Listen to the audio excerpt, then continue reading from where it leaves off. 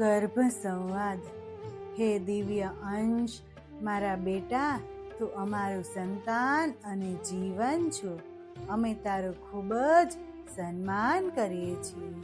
હે મારા બેટા, આ દુનિયાની લાખો માતાઓમાંથી તે મને એકને જ એક મા તરીકે પસંદ કરી, તેના માટે તારો ખૂબ ખૂબ આભાર.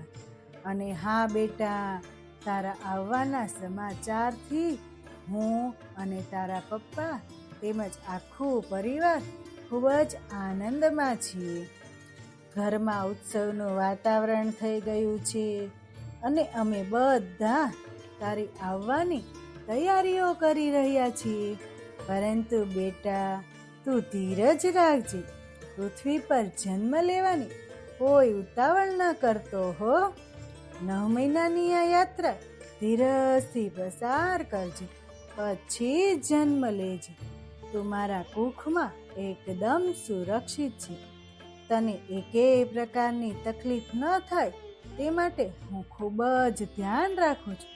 જેમ કે ભોજનમાં ગળ્યું, ખારું, તીખું, કડવું, ખાટું, તુરું જેવા રસોનું સપ્રમાણ સેવન કરું છું.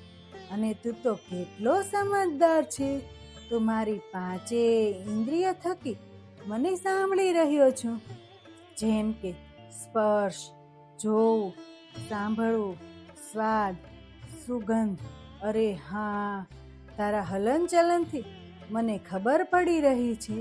તું બહુ જ ધ્યાનથી મારી વાત સાંભળી રહ્યો છે અને મને જવાબ આપી રહ્યો છે.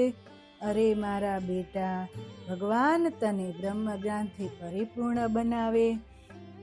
તારું જીવન સત્કાર્યોથી નિયમિત હોય. તારું આખું જીવન પ્રેમ, શાંતિ, દયા, કરુણા, સત્ય અને ખુશીઓથી ભરપૂર હોય. અને તારામાં દૈવત્યના ગુણોનો વિકાસ થાય. તું ફક્ત અમારું જ નહીં, પરંતુ સમગ્ર વિશ્વનું ભવિષ્ય છું. અમે તો ઈચ્છીએ છીએ તું શારીરિક રીતે સ્વચ્છ, માનસિક રીતે પ્રસન્ન અને આધ્યાત્મિક રીતે પરિપૂર્ણ છું. તું સુંદર, શ્રેષ્ઠ, નિરોગી, તેજસ્વી શરીરની સાથે સર્જનાત્મક, શૌર્ય, વીર, સાહસિક, તરલ બુદ્ધિ, નિર્ભયતા તેમજ સૌ કોઈ માટે સેવાભાવી, મિત્રતા તેમજ પ્રેમભાવ લઈને આ સંસારમાં આવી રહ્યો છે. અમે સૌ તારા સ્વાગત માટે ઉત્સુક છીએ.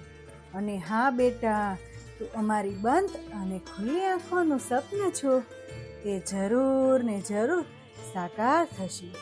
અને તારી કાલી ઘેલી વાતો અને કિલકારીઓ સાંભળવા આતુર છે, જેની સામે અમને દુનિયાના તમામ સંગીત પણ ફીકા લાગે છે.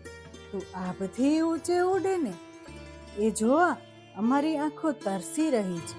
બેટા, અમે તને અમારા વહાલના વરસાદ સતત ભીજવીશું અને મારા પાલવની છાયામાં તને સદૈવ લપેટીને સાચવીશું.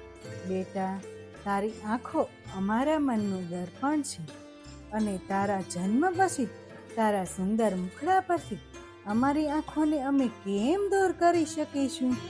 ચંદ્ર જેમ ચકોરને જોયા કરે ને તેમ અમે તને સતત જોયા જ કરીશું.